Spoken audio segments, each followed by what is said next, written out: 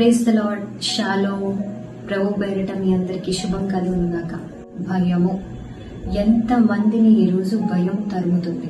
మీరేమైనా భయాందోళనలో ఉన్నారా?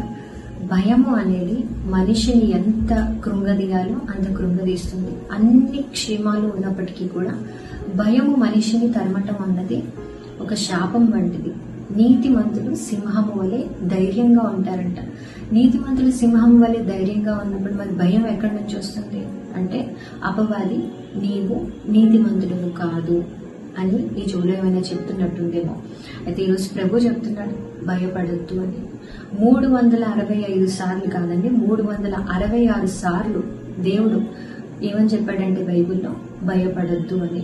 తన ప్రజలకు దేవుడు చెప్తున్న మాట ఏంటి అంటే భయపడద్దు అని. భయము నిన్ను కృంగదీస్తుంది. నువ్వు చేయాలి అనుకుంటున్న గొప్ప కార్యాలు, లేదంటే నువ్వు మాట్లాడాలి అనుకుంటున్న విషయాలు, లేదా ఇంకా గొప్ప ఘన కార్యాలు కొన్ని నీ చేత దేవుడు చేయించాలి అనుకుంటున్నప్పుడు కూడా నువ్వు గాని భయపడినట్టయితే అవి ఏవి నీ జీవితంలో నెరవేర్చబడవు. మరి అలాంటి వ్యక్తులతో దేవుడు మాట్లాడుతున్నాడు ఈరోజు. భయము దేని నిమిత్తము నీకు భయము?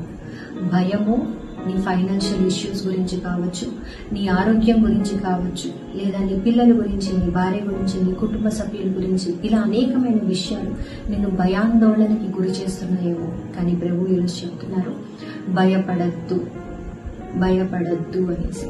యెషయా 43వ అధ్యాయం 1వ వచనంలో దేవుడు అంటున్న మాటలు ఏంటో మనం ఒక్కసారి చూద్దాం. అయితే యాకోబు నిన్ను సృష్టించిన వాడు యెహోవా, ఇజ్రాయేలు నిన్ను నిర్మించిన వాడు ఇలాగున సెలవిచ్చుచున్నాడు, నేను నిన్ను విమోచించి ఉన్నాను, భయపడకము, పేరు పెట్టి నిన్ను పిలిచి ఉన్నాను, నీవు నా సొత్తు. దేవుడు ఇక్కడ ఆయన అత్యధికమైన ప్రేమను చూపిస్తున్నాడు. ఏంటంట, ఆయన స్వహస్తాలతో నిన్ను సృష్టించుకున్నాడంట, ఆయన విమోచించుకున్నాడంట, పేరు పెట్టి నిన్ను పిలుచుకున్నాడంట. సమీప బంధువు అండి మన దేవుడు, సమీప బంధువు. తన తండ్రి కుమారులను పేరు పెట్టి పిలిచినట్టుగా ఈరోజు ఆయన నిన్ను పేరు పెట్టి పిలిచి నీవు నా సొత్తు అంటున్నాడు. సైన్యమునకు అధిపతి అయిన యెహోవా సెలవిస్తున్న మాట, నీవు నా సొత్తు అని. ఆయన సొత్తుని ఎవరైనా లాక్కోగలరా? మరి నీవు ఆయన సొత్తు అయినప్పుడు నువ్వు దేనికి భయపడాల్సిన అవసరం లేదు అని దేవుడు ఈరోజు నీకు వాగ్దానం చేస్తున్నాడు.